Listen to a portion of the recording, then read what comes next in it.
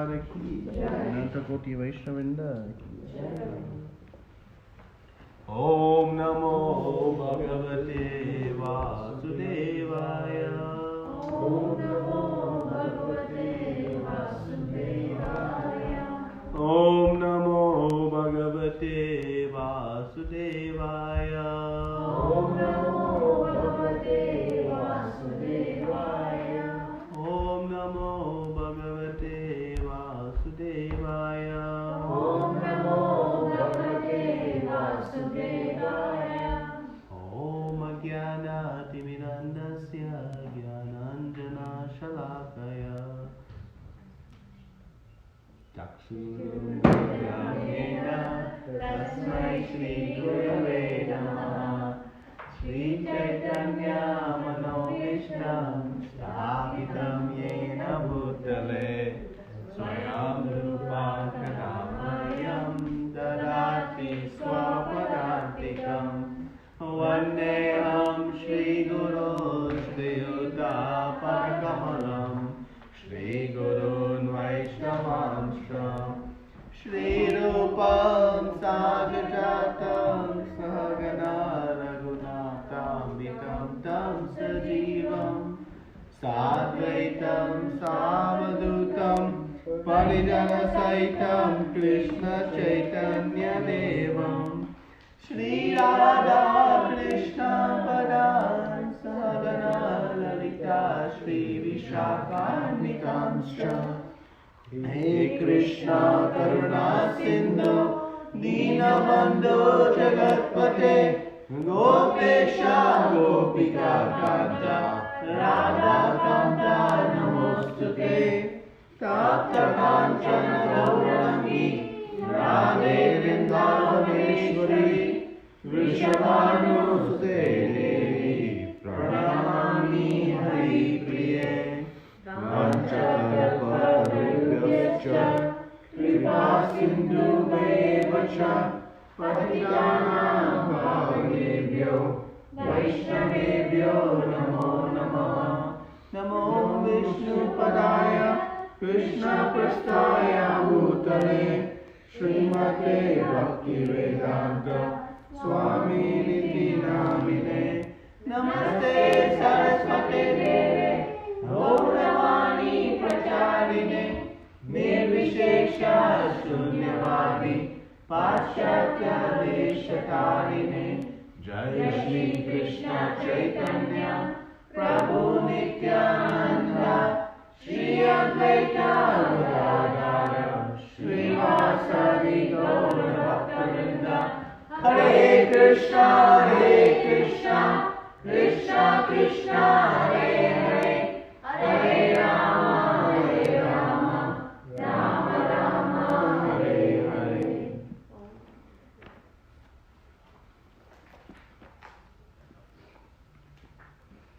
Hare Krishna. Nice recitation of Mangalachara. So, today we are finishing the discussion of the fourth verse of Chatur Shloki. These four very important verses in Bhagavad Gita, which contain the summary and essence of everything. So we'll discuss verse 11, and then we'll have a discussion on the most wonderful coming of Kartik Mas and how we can prepare to observe the most auspicious month of the year in a very blissful and joyful way. So these four verses contain the essence of the Bhagavad Gita and the ultimate instruction that Krishna is giving to Arjuna and then to all of us. The whole reason Krishna is speaking this Bhagavad Gita is to inspire us to surrender to Him. That is the conclusion of the Bhagavad Gita. Right? That to abandon all varieties of religion, Krishna says, and surrender unto me, He says. So everything is a build-up to surrendering to Krishna. But is surrendering so easy? so easy. But it's very powerful and very practical as the only opportunity we have to find peace and happiness in life. Without surrender to Krishna, we have no hope. So Krishna speaks these 4 verses in summation. And so we'll give a short summary at the end. But in the first verse of this section, 10.8, Krishna has established himself as the source of everything. Everything emanates from him. So I'll ask the same question I've asked the last 4 weeks, or this will be the 4th in a row. Why Krishna is speaking so much about his opulences? To attract us to him. To attract us for him. So that we will ultimately Surrender. surrender to him. And render Service. what kind of service? Devotion. What kind of devotional service? Pure. Pure devotional service. 7, verse 7, Krishna says, unless one has factually faith in the opulences of Krishna, Krishna doesn't say, our Acharya's comment, that without factual faith in these opulences, one cannot render pure devotional service. Because one will remain attracted by all the different opulences of the material world. Which, in total, if you take all the opulence of the material world, it amounts to but a tiny fragment, like a drop of water compared to a giant ocean. Like that, the opulences within Krishna are like an ocean compared to a tiny drop. So if we have faith in this, then all of our attractions to the material world will naturally dissipate. Knowing, wait a minute, whatever it is I'm enjoying in this material world, Krishna has it in full. So why am I spending my attention, my energy in such endeavor? But it takes some faith. So Krishna starts by saying, Aham sarvasya prabhavo mata sarvam pravartate. I am the source of everything. He says, everything emanates from me. So that means everything that we are enjoying in this world is but an energy of Krishna. So actually, it is not a question of whether we are going to surrender to Krishna or not. It is whether we are going to do knowingly or not, voluntarily or not. Every breath we take, we are surrendered to the mercy of Krishna. Every food grain we eat, we are surrendered to the mercy of Krishna. So it's just a question of whether we are going to see it and acknowledge it. So Krishna said in this first verse that my position is this. I am the source of everything. And what does one who knows this? Krishna says, the wise who know this perfectly engage in my devotional service and worship me with all their hearts. So that is the conclusion of someone who is wise. Right? Someone who is intelligent, that is the logical conclusion. If Krishna is the source of everything, then we're going to surrender to something. Either our senses, either our neighbors, either our loved ones, either our dog. Someone we're going to surrender to. But someone who is wise knows who to surrender to. And that whom is Krishna. Right? So he says that in the next verse, the result of surrendering to Krishna is this, Tushanti Ramanti. This very great satisfaction and bliss. Right? The devotee's whole life dwells in Krishna. All their thoughts, all their speaking, all of their activities. Because they get great bliss from that. Right? So Krishna is saying, Machita mat kata prana, bodhiyantas parasparam. Then he says, Kathayantas chamam nityam. That kata, they're always speaking about me. And that is what results in this great bliss and satisfaction. Now, how to achieve that? What is it required to become wise? What does one need? Knowledge. And what do we need to be able to process knowledge? Intelligence. So what does Krishna say in the third verse of this Chatur Shloki? Someone want to read just the translation? To those who are constantly devoted to serving me with love, I give the understanding by which they can come to me. So he's saying, I give the understanding. Dadami buddhi. He's saying, I'm giving buddhi, intelligence, by which they can come to me. Now last time we discussed, maybe you remember, the 4 levels of intelligence and equating it to the, person, about the criminal. Anybody remember the 4 levels, extra bonus points? You remember? What's the highest intelligence? By hearing about it, we understand and don't do it. Yes. By hearing about it, one is understood. And then the next level of intelligence, one has to hear about it and see it. The person has to see the prison house to know, oh, I should not do it. Hearing I should not do it is not enough. They have to see it. That is the second level of intelligence. And the third is hearing, seeing, and experiencing. One overnight stay, maybe then I'll know. And the least intelligent is hearing, seeing, experiencing, and still doesn't realize it. And it's kind of like us. We are experiencing the dukhalayam of this world. So that in our is the least shashatam. form of intelligence. Lowest. There is no intelligence. That is the no intelligence. Not realizing it. Yeah. So we go on through this world thinking, oh, tomorrow I'll find perfection of life. Tomorrow I'll get it. We have been seeing it.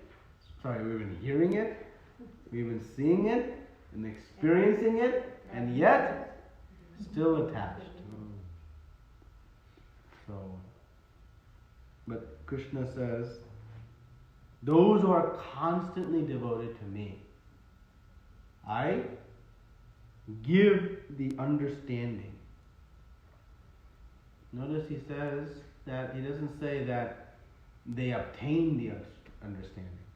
He says, I give it. The dami is the word he's using. Which means, this is not Paramatma in the heart that inspires it. No. This is Krishna himself coming. And this is the extraordinary reciprocation that Krishna has with his pure devotees. And Prabhupada writes, very interestingly in the last paragraph of this purport, a person may have a bona fide spiritual master and may be attached to the spiritual organization, but if he is still not intelligent enough to make progress, then Krishna from within gives him instructions so that he may ultimately come to him without difficulty. Okay? It's a very interesting statement by Srila Prabhupada. All the knowledge is there to take to it, but do we have the intelligence to follow? Sometimes we hear it, we know it, but we still can't follow it. So, now what happens if doubts remain, questions remain, right? Are we done? Krishna has given intelligence. But let's see, in the next verse, the final verse, what does Krishna do? So if someone wants to read the verse, and we'll read the purport. To show them special mercy, I, dwelling in their hearts, destroy with the shining lamp of knowledge the darkness born of ignorance. Purport. When Lord Chaitanya was in Banaras promulgating the chanting of Hare Krishna, Krishna Krishna, Hare Hare, Hare Rama, Rama Rama, Hare Hare, thousands of people were following him. Prakashananda Saraswati, a very influential and learned scholar in Banaras at that time, derided Lord Chaitanya for being a sentimentalist. Sometimes Mayavadi philosophers criticize the devotees because they think that most of the devotees are in the darkness of ignorance and are philosophically naive sentimentalists. Actually, that is not the fact. There are very, very learned scholars who have put forward the philosophy of devotion. But even if a devotee does not take advantage of their literatures or of his spiritual master, if he is sincere in his devotional service, he is helped by Krishna himself within his heart. So, the sincere devotee engaged in Krishna consciousness cannot be without knowledge. The only qualification is that one carry out devotional service in full Krishna consciousness. The Mayavadi philosophers think that without discriminating, one cannot have pure knowledge. For them, this answer is given by the Supreme Lord. Those who are engaged in pure devotional service, even though they may be without sufficient education and even without sufficient knowledge of the Vedic principles, are still helped by the Supreme God as stated in this verse. The Lord tells Arjuna that basically there is no possibility of understanding the Supreme Truth, the Absolute Truth, the Supreme Personality of Godhead, simply by speculating. For the Supreme Truth is so great that it is not possible to understand Him or to achieve Him simply by making a mental effort. Man can go on speculating for several millions of years, and if he is not devoted, if he is not a lover of the Supreme Truth, he will never understand Krishna or the Supreme Truth. Only by devotional service is the Supreme Truth, Krishna, pleased, and by his inconceivable energy, he can reveal himself to the heart of the pure devotee. The pure devotee always has Krishna within his heart, and with the presence of Krishna, who is just like the sun, the darkness of ignorance is at once dissipated. This is the special mercy rendered to the pure devotee by Krishna. Due to the contamination of material association through many, many millions of births, one's heart is always covered with the dust of materialism. But when one engages in devotional service and constantly chants Hare Krishna, the dust quickly clears and one is elevated to the platform of pure knowledge. The ultimate goal of Vishnu can be attained only by this chant and by devotional service, and not by any mental speculation or argument. The pure devotee does not have to worry about the material necessities of life. He need not be anxious, because when he removes the darkness from his heart, everything is provided automatically by the Supreme Lord, who is pleased by the loving devotional service of the devotee. This is the essence of the teachings of Bhagavad Gita. By studying Bhagavad Gita, one can become a soul completely surrendered to the Supreme Lord and engage himself in pure devotional service. As the Lord takes charge, one becomes completely free from all kinds of materialistic endeavors. Okay. So Krishna says again, to show them special mercy. Special mercy. I, dwelling in their hearts, destroy with a shining lamp of knowledge the darkness born of ignorance. So, this light, right, is very instructive. We can use just practical example. If I'm sitting in a dark room, I don't know what's in the room, I don't know who's in the room, I don't know what's hanging on the walls, I don't know anything. If it's pitch black dark. But as soon as the light comes, I can see everything. Everything is revealed. Right? So, Prabhupada spends the first 3 paragraphs establishing an important point. You may wonder why he's speaking about Mayavad philosophy, speaking about Prakashananda Saraswati, this topic.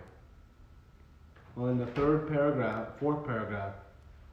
Prabhupada establishes, where does this knowledge come from?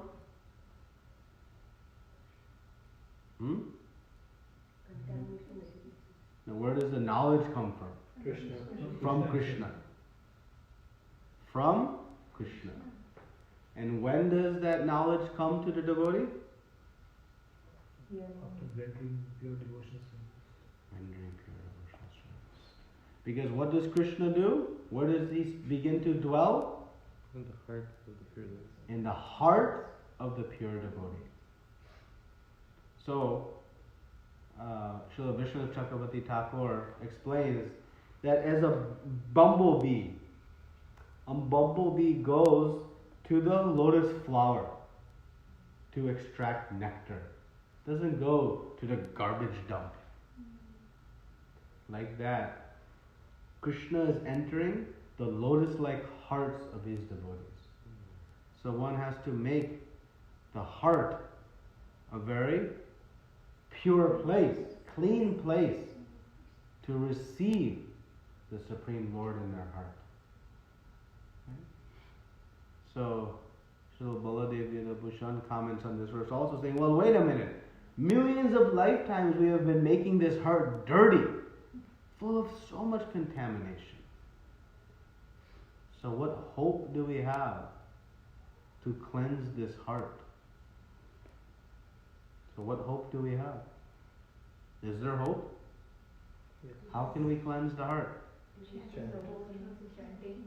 Chanting the holy names of the Lord. Right? Cheto darpana marjanam baba mahalavagni mahapunam. Right? Chaitanya Mahaprabhu said, cleansing the mirror of the heart by chanting. One can destroy years of accumulated dust. Right? So this knowledge, it comes from rendering pure devotional service. Okay? But Prabhupada opens the paragraph with this discussion of Lord Chaitanya Mahaprabhu. Anybody know why? Anybody has read this past time? Why Srila Prabhupada is presenting these first two paragraphs in this purport? Is Benares? Where is Benares? Is that Varanasi? Uttar Pradesh? Is it because Mahaprabhu was chanting, doing Sankirtan and Prakashananda Saraswati things, like by doing that you cannot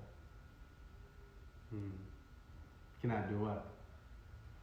like, I mean in his perspective liberation, but like not attend Godhead. And what was Prakashananda Saraswati and his followers doing? Pretty much Mayavadi, so But what were they doing?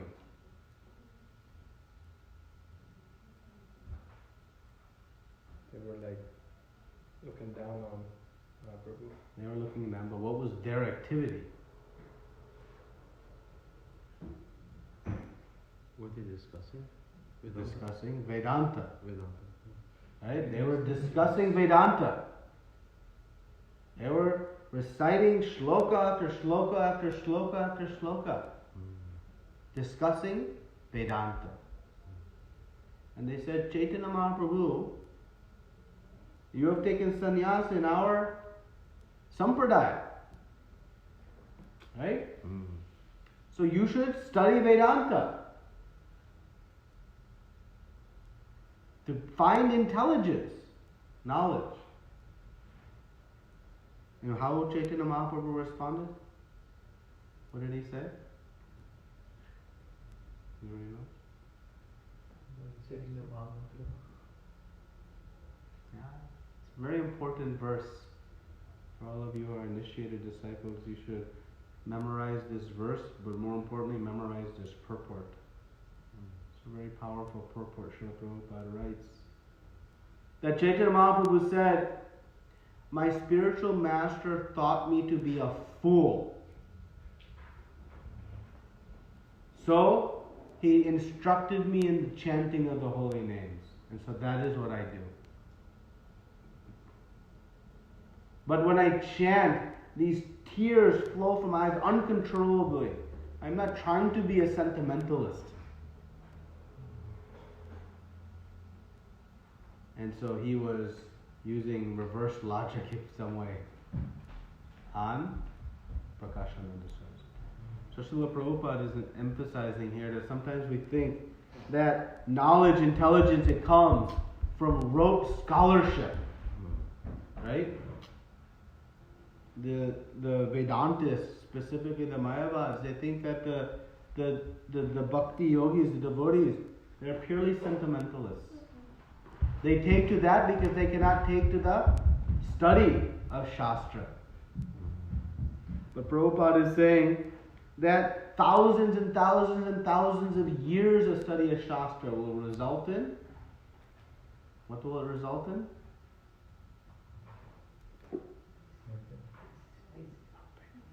Nothing. If anything, your destruction. Right. That's it. So, because Prabhupada is saying, where the knowledge comes from? From Krishna. And when does he reveal this knowledge? Pure devotion. When one renders pure devotional service. And what is the means, the most powerful means to render devotional service? So when Chaitanya Mahaprabhu is going village to village chanting Hare Krishna, Krishna Krishna, Hare Hare, Hare Ram, Ram Ram, Hare Hare. That is the means to acquire real knowledge. Sitting and studying Vedanta is not going to. It is through the process of devotional service. Because this knowledge can only come by the mercy of Krishna. If Krishna chooses to give it, we'll get it. In the Bhakti Rasamrita Sindhu, Rupa Goswami is explaining the progressive stages of bhakti, from sadhana bhakti to bhava bhakti to prema bhakti. And as bhava bhakti explains that you can perform your sadhana for years on end, but if Krishna's special mercy does not come, his Shuddha Sattva potency, the fruit of Krishna prema will not fructify, will not sprout. Nothing we can do on our own independently can bring it about. We're dependent on the mercy of Krishna. But we should know that Krishna is anxious to give it. He wants to give it to everybody. So it's just a question of how intense is our desire to have it. If we have intense desire to have it, then Krishna will give it. And there's a whole long discussion about why it requires that level of desire. But we can understand at least that the knowledge, it comes from Krishna.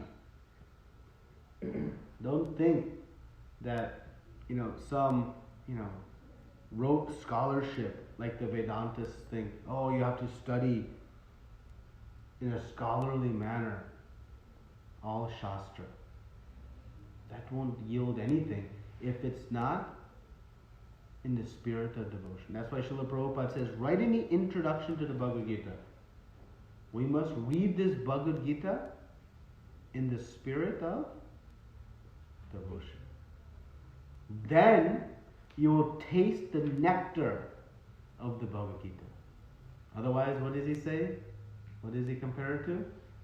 Licking the jar of honey. Licking the outside of the bottle of honey. You can lick the bottle until you're blue in the face, but you'll never taste the honey. So here Krishna is telling that it is by my special mercy, when the heart is clean, purified of all the contaminations, we should become enthusiastic that, don't worry, millions of lifetimes of material association, Prabhupada says, but when one engages in devotional service and constantly chanting Hare Krishna, the dust quickly clears. Just like if we see, some table. After one day, is there much dust? No. But after months and months and months of dust, lots of dust. But with a nice rag that is wet, it's gone. Right? So like that, we can cleanse the mirror of the heart with the power of the holy names. They're so powerful. But this is the only way to achieve it. So that is what Srila Prabhupada is establishing very strongly. And he speaks about the fallacy and the foolishness of the approach of the Mayavadi philosophers. Because it cannot come from that means. Yes? I think that's very true, Prabhuji, because Ravana was a Vedic scholar, and you Yes. saw what his character was. Yes. Yeah. He had understood Shastra. Right? Hiranyakashipu, same thing. To pacify his mother, he expounded great philosophy. But No. not realized, right? Because he was not in devotion. Yes, bro? So bro, you develop full faith and you can execute devotional service with all your heart. How do you develop that full faith? That's like, I think everybody in this room has some faith, or Yeah. I can at least speak for myself. Yep. But how do you develop that full faith that you don't have to want to enjoy cricket like you said here, Yep. because you know that Krishna is the source of everything, and there's exponential satisfaction. Yeah, so how to develop that faith. So Prabhupada ends the purport with the devotee, the pure devotee does not need to worry about the material necessities of life. Right? So we can only surrender to Krishna when we have what? We have to have something in order to be able to surrender to Krishna. Yeah. We have to have love, Faith. faith. Faith in what? Krishna. But to surrender to Krishna, we have to have faith in the potency of Krishna, scriptures. But what specifically about Krishna?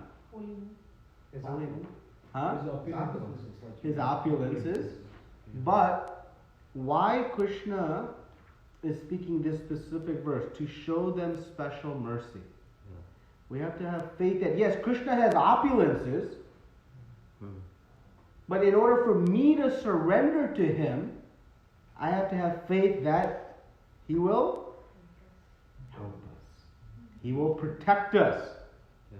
He has our interest at heart. He wants to see us succeed. He has already said, I carry what they lack and preserve what you have. He's already said that. Now, surrender, when we have faith in that end, then there's no fear, right? Why don't I surrender everything to Krishna? I wonder where chapatis will come tomorrow.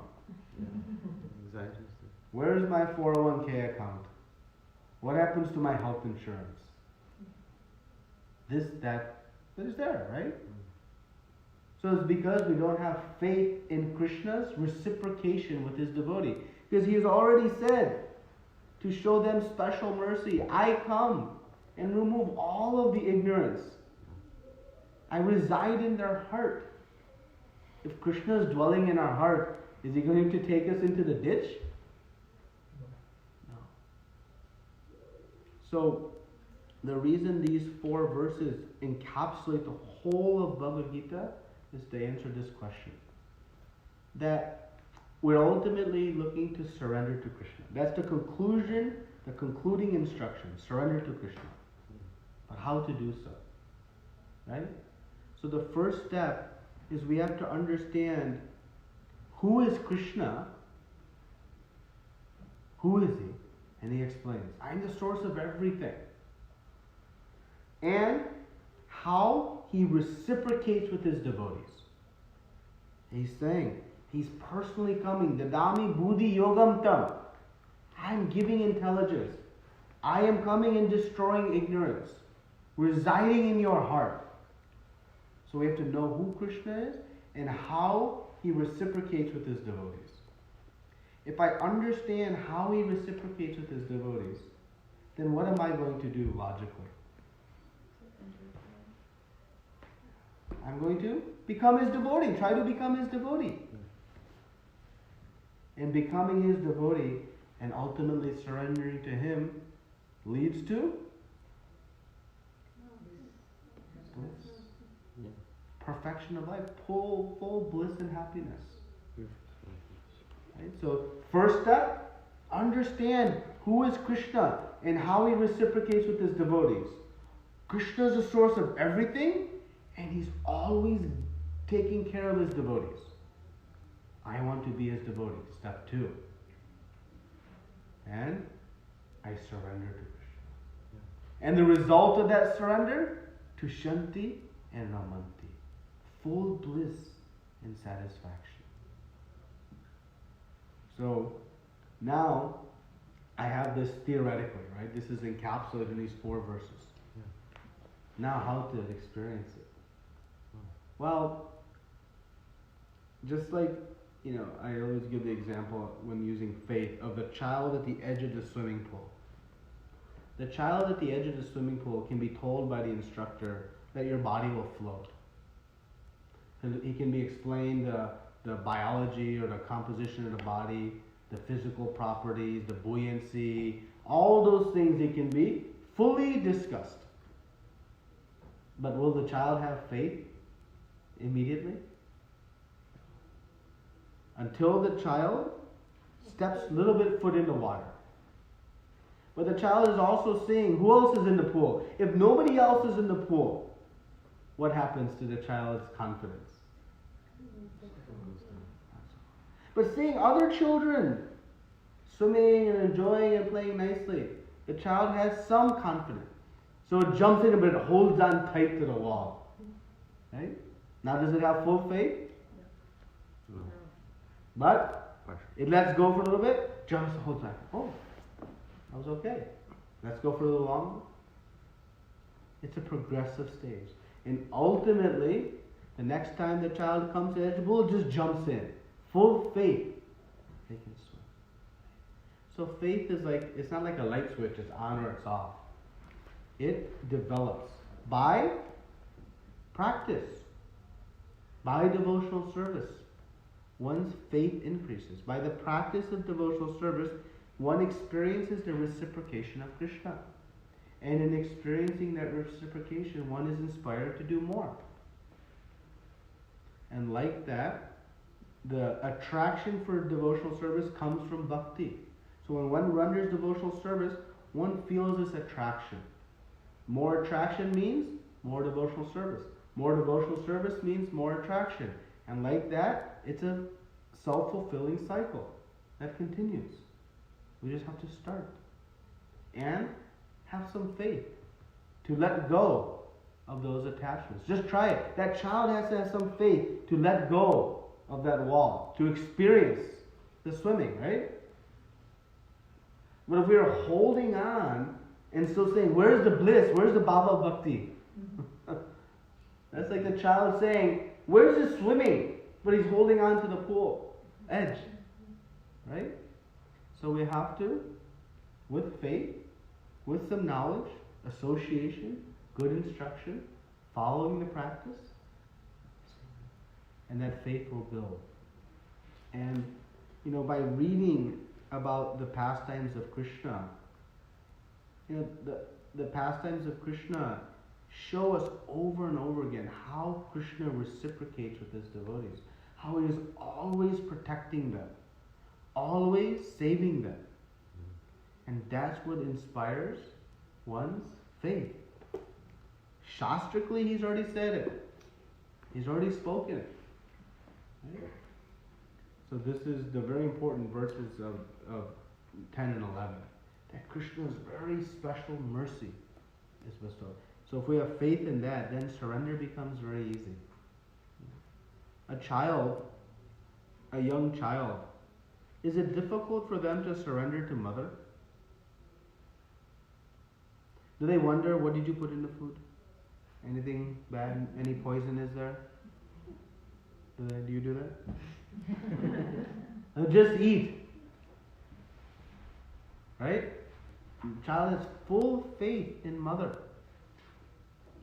That not to give anything bad. Does child wake up and wonder, oh, what if mother doesn't give me food today? What if mother forgets about me? Does child ever worry like that? Oh, I have full faith. So we've had this type of faith. It's the same faith, and in its pure form, not same, I shouldn't say, but similar, that we have to develop for Krishna. If mother is providing, then what Krishna can provide? Right? And Dhruva Maharaj's mother, she sent her son, 5 years old, into the forest. Any of you mothers would send your 5-year-old child into the forest with bears and jackals and snakes and spiders and sleeping on, just a floor, not sure what. But his mother said, whatever love I can give you, it is but just a tiny fraction of what Krishna can give. So who am I to think I can protect you? And Dhruva Maharaj left. Faith in Krishna. Right? Faith, at least in the words of his mother, ultimately met Narada Muni. But the point is that when we know Krishna to be, if we just understood Krishna was the source of all opulences, that's not sufficient for our surrender. Why not? If we know somebody's a rich man, does that benefit me? Why not? Need It reciprocation. needs to be related. It needs to be reciprocated. Right? If he has all the riches but isn't going to share them, there's no benefit for me. Right? So Krishna says, I am the source of all opulences. But his principal point is, I share them with all of the devotees. I give special dispensation to his devotees. So we have to have faith in Krishna's special mercy. And that's why Srila Prabhupada writes in this purport that the pure devotee does not have to worry about the material necessities of life. He need not be anxious, because when he removes the darkness from his heart, everything is provided automatically by the Supreme Lord. So that's how this faith will be there. But we have to build it in time. In association with the pure devotees who have this faith can inspire all of us. Right? Srila Prabhupada's faith was absolute. Even in the midst of such atrocities, such difficulties, he never lost faith. Long answer to your question, sorry. Oh, no, that's great. Thank you. Any other questions or discussion before we talk about Kartik? Yeah. The last sentence says, as the Lord takes charge, one becomes completely free from all kinds of materialistic endeavors. So, my question is, I think this is my little, doubt in my mind, is that, does that mean our materialistic endeavors become spiritualized by engaging them in devotional service? Or does it also mean that whatever materialistic endeavors we're doing, completely stop, and we're completely, like we lose our jobs and we're just chanting This is the basic concept of Nishta Nivartante. That the higher taste propels one to pure devotional service. Right? If one is experiencing the bliss of higher taste of spiritual life, then naturally all the material endeavors dissipate. Just like if you are stuck riding a bicycle to work, it's nice because you don't have to walk. And if you imagine you were used to walk 5 miles to the office every day, and one day someone drops off a rusted bicycle, how happy you are to have that bicycle, because now you can ride the bicycle to work. But one day somebody brings a beat up car. This bicycle was like your most prized possession. But now you have some beat up car. Will you miss that bicycle? Will you think about that bike? No. Because now you have something much better. Then sometime one brings one nice BMW. You're experiencing the BMW and going to work. Will you lament, oh, I wish I had my bicycle? So like this is the higher taste. That when one experiences the bliss of Krishna consciousness, all these material tastes, they automatically go away. You don't try to, okay, I have to detach from my bicycle. I have to detach. No, by automatically being attached to something better, you naturally detach, right?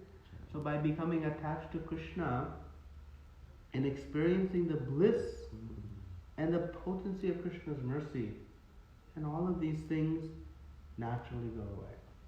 But then one may say, well, wait a minute, I've been chanting for years, I've been doing this for years, and it's not going away. Right?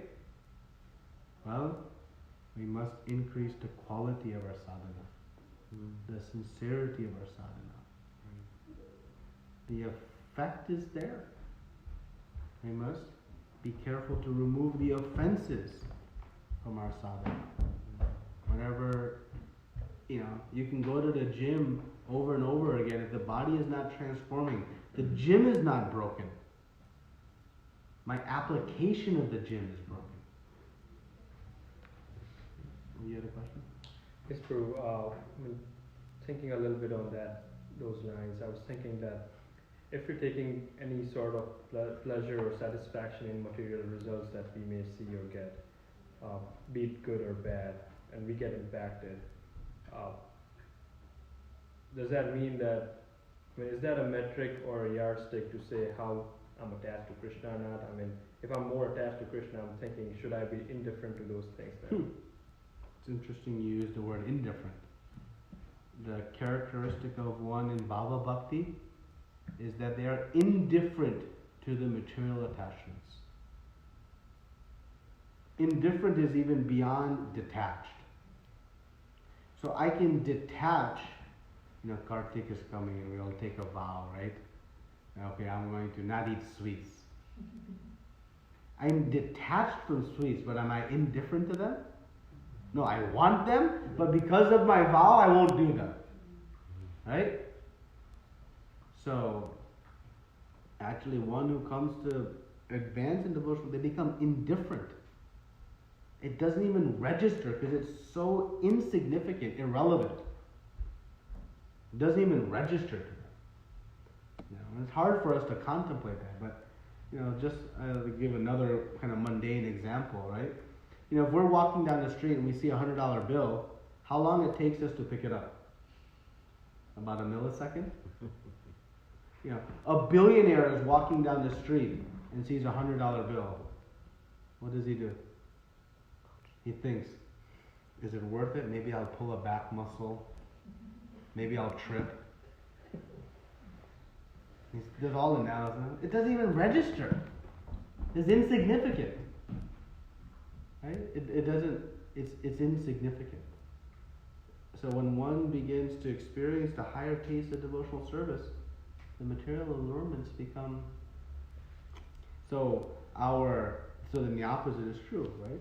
The attachment I have to my material life is a measure of my, Bhakti Siddhanta Saraswati Thakur said, how do you measure your progress in devotional service? Not how straight your tilak is, or how many verses of Bhagavad Gita you memorize, or how you can narrate something. That is irrelevant. That has no value. What is the measure of your progress in devotional service? How much have you detached from your material activities? That is the measure. Detachment from the material activities. So that doesn't happen ever overnight, right? And No, it does. To some.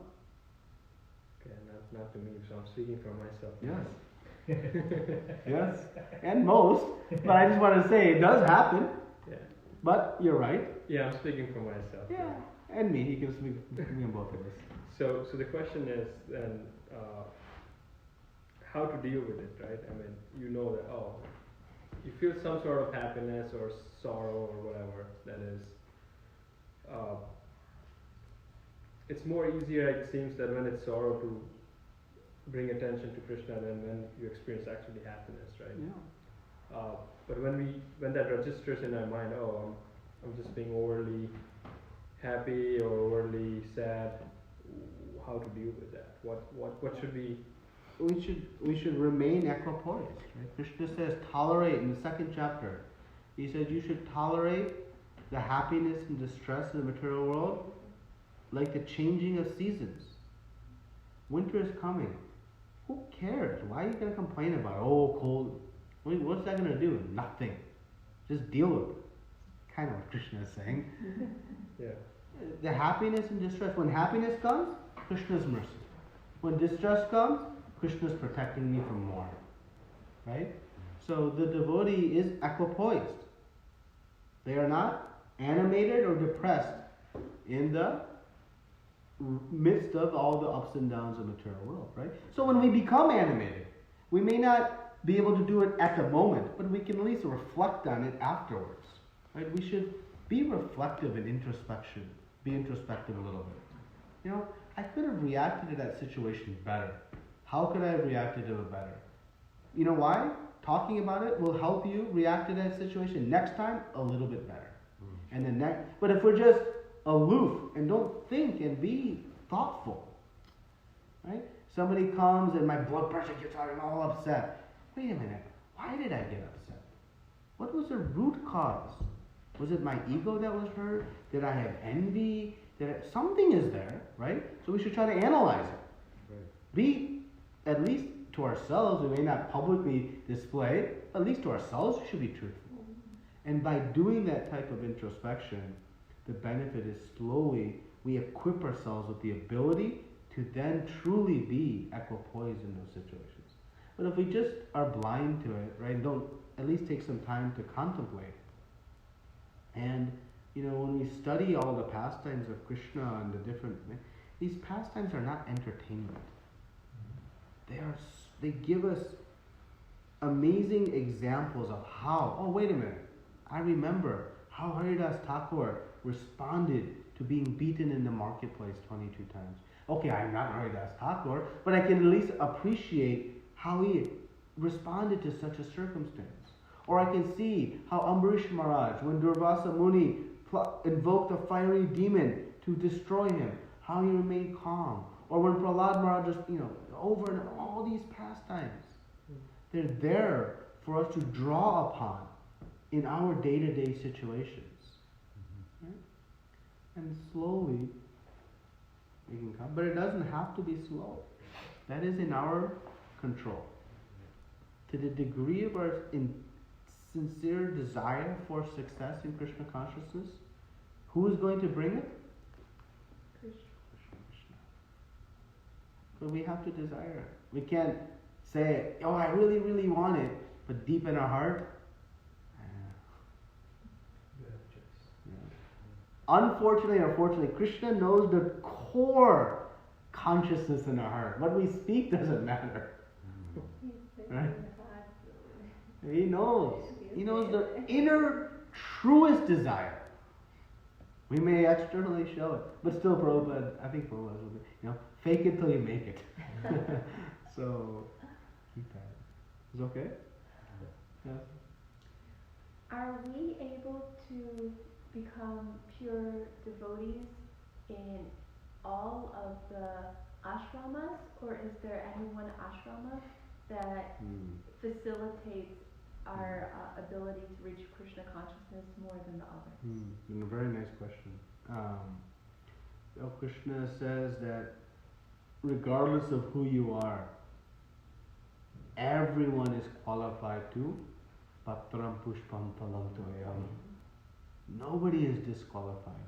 Every ashram is equipped with the potency to render pure devotional service.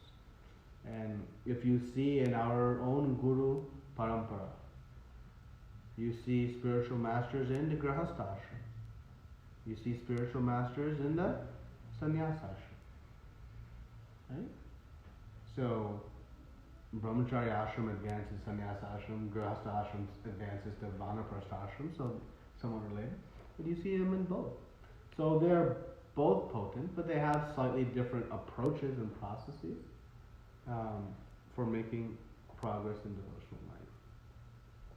So pure devotional service is available to anyone, whether you're very intelligent or not so by material measures, whether you are rich or poor, tall or short, it doesn't matter. Right? Everyone has access to pure devotional service.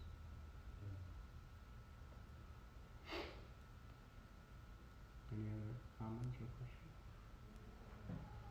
So this pure devotional service, how to accelerate it? Whoa, that's a timely question. Who asked that question? So Sunday starts the most glorious Kartik Mass, and Srila Prabhupada likened this to a sale. When a store has a gigantic sale, you can walk in with a little bit of money and walk out with lots of things. That's the benefit of a sale. So in Kartik Mass, it's like that. Whatever little devotional service we do, we obtain huge benefits. Everything we do during this month, from Sunday until November 12th, is multiplied many, many times. Whatever rounds we chant, whatever reading we do, whatever devotional service we do, everything is multiplied and enhanced many, many times. Because this is the most special month to Krishna. He performed many of his sweetest pastimes during this month of Kartik. And he has bestowed so many benedictions. And in our Shastra, it goes exhaustively to the benefits of Kartik. And I know all of you are aware, so I won't read all of them, but we know that by lighting a lamp, lighting a ghee lamp during Kartik, one burns more sins than one can accumulate in millions and millions of lifetimes. So when you think, I'm so fallen, so contaminated, but offering a single lamp during this Kartik Mass can nullify millions and millions and millions of lifetimes of sins. And daily we'll be reading this Damodar Astakam. So how to observe Kartik Mass? We should, chant, read, do as much devotional service as possible. There are two very, very important Ekadashis that come during Kartik. They're very, very powerful. In our Puranas, it explains the potency of observing these specific Ekadashis is equivalent to performing some of the most intricate yagyas possible. So much benediction is bestowed upon the performer. So we should not miss any Ekadashis, but specifically these Ekadashis. And we should try to follow as precisely and strictly as we can, because they're very, very powerful for us. And it is recommended that one take a Kartik Vrat, a vow, during the month of Kartik. So, and the Kartik Vrata is very, very auspicious for us. I just wanted to read one paragraph here. That the glories of Kartik Vrat, Kartik is the best, the purest of purifiers, the most glorious of all months. Kartik month is particularly dear to Lord Sri Krishna. This month is full of Bhakta Vatsala. Any vrata, even the smallest, will yield huge results. The effect of performing a Kartik Vrat lasts for 100 lifetimes, whereas ordinary vratas only last for one lifetime. As Krishna says in Gita, he is the month of November, December. Similarly, Srimati Radhika is the holy month of Kartik, which precedes his month. Rupa Goswami and others refer to Radharani as the Kartika Devata or Kartika Devi.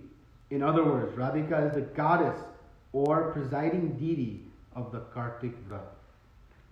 So this Vrat means to take some vows. So there are some further instructions on some things that one can do in performing Kartik Vrat. The primary vow one can do, what is the best activity we can do during Kartik? Chanting. Specifically is emphasized chanting in the early morning, during the Brahma Muhurta. You can find some way to, during this month of Kartik, to chant your rounds during Brahma Muhurta in the early morning hours. It is very, very auspicious. It is one of the recommended processes that one should rise early morning, bathe and chant japa and offer Mangala Arti. So one should hear Srimad Bhagavatam, especially Radha and Krishna pastimes in Vrindavan, daily in association of exalted Vaishnavas if possible.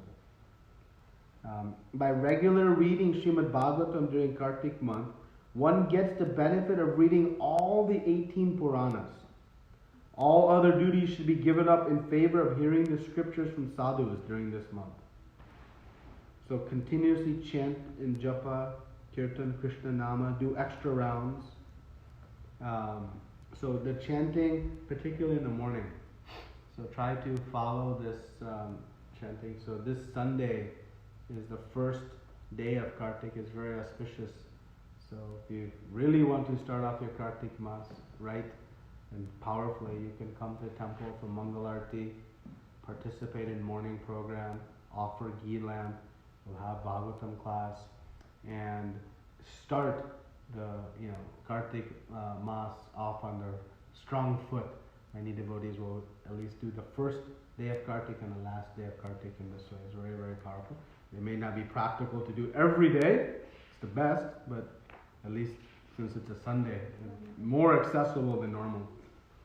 Also, one little bit of austerity one can take is to give up one of one's favorite items, food items or something that they really enjoy, as a bit of austerity. We are trying to give up our attachments to the material world.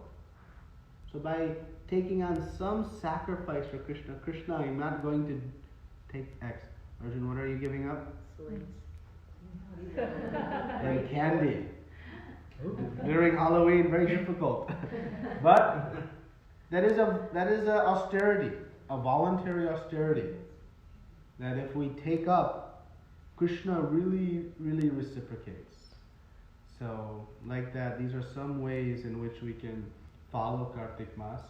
And each week, the coming 4 weeks will be, very nice that we've finished the Chaturasloki this week. So next week, we'll do a detailed discussion and narration of Damodar Lila, which is the basis of this whole month. And so we'll go into very nice and sweet details of this pastime. Of course, we'll read Damodar Astakam every day. Then in the following week, we'll likely do a very discussion on Govardhan Puja. We'll discuss Deepavali. We'll discuss Gopashtami.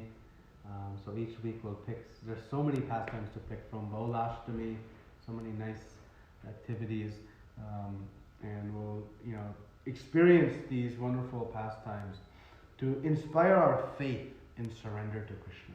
That is the point of these pastimes, to bring us to the point of surrendering to Krishna. So in the midst of our troubles, our difficulties, we can remember back to how Mother Yashoda was chasing Krishna with a stick. And it just melts our heart and brings a smile to our face. Or how Krishna thought he was going to get back at his mother. Actually, I'll tell this next week, but why he runs to the storeroom to eat the butter hanging from the ceiling? He thought, if I eat this old butter, then my stomach will get sick, and my mother will have to take me to Mathura, to the doctor, and father will have to spend some money. And I'll show them by not giving me my milk. So Krishna is very sweet like this. There's so many sweet, sweet little details within this Damodar Leela. Our acharyas have given so much nectar. So we'll discuss a little bit like that. But that's the purpose of these pastimes. So enjoy the next 4 or 5 weeks during Kartik Mas, and relish this. But take a vow if you would like.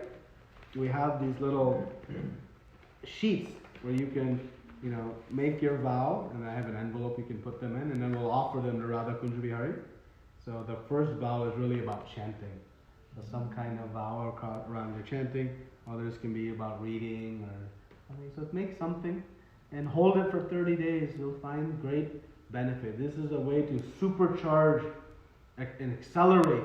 If we are frustrated by the pace of our progress in bhakti, then this is the time to do something about it. This is the opportunity to really accelerate, turbocharge, V8 our devotional service. We're in the motor cities.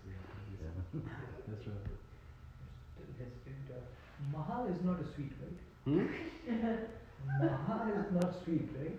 It has sugar in it. But still, prasadam, it's not sweet. That's sweet. So I go sweets. You can. Maha is acceptable. I didn't say that. You can qualify that. Because the moment you said that, Palika is looking at me continuously, so I'm like, clarify. All sweets we eat should be offered to Krishna. So in that way, we should not be any sweets that are not offered to Krishna.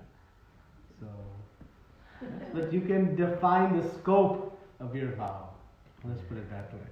Oh, I just wanted to mention, Prabhu, today's 10:11. We read verse 10:11.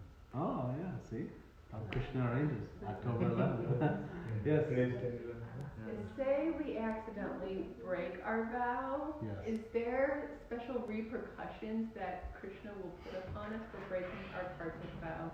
Remember, Krishna does not have expectations of perfection.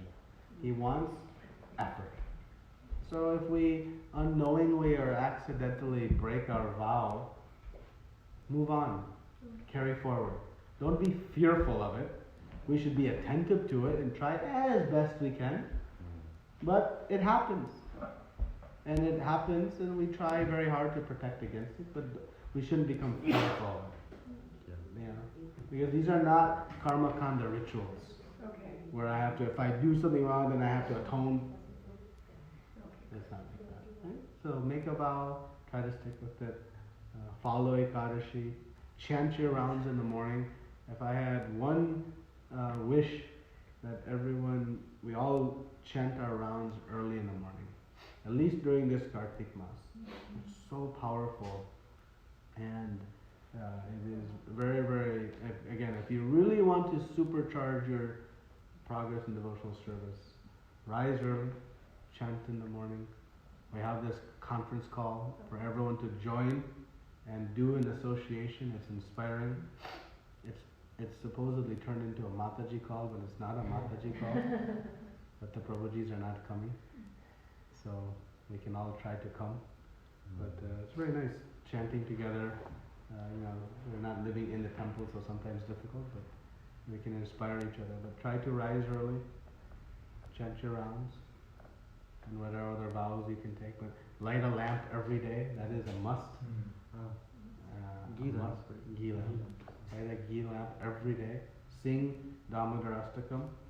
But more importantly than singing Damodar Astakam, I can say, is reading the translation of Damodar Astakam. Unless you understand Sanskrit, because again, we are not into rituals.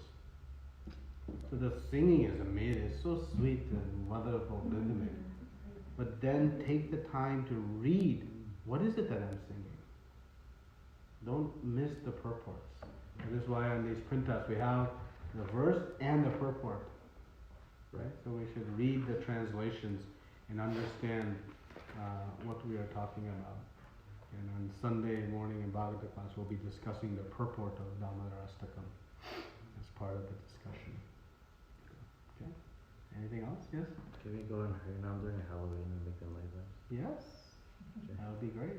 We did that one year at Madhu Krishna Prabhu's house. Okay. We had Halloween Bhakti Vriksha there. And we had a little Damodar altar, and all the kids who came, we asked if they wanted to light a lamp, and Okay. hundreds of kids lit a lamp. Oh, wow. Yeah, it's very nice. Yeah. Well, you should invite people to your home, your friends, people who are not, and just as a cultural festival, even, lamp festival. I'm doing one in my office, just the festival of lights, before Diwali, and we'll bring some prasad and have a small Damodar and do it. So there's many ways. You don't have to get into attempting pure devotional service, but we can make it very palatable for everyone, because the benefit is huge, so big. So whatever you can do to encourage as many people to light a lamp during Kartik would be very nice.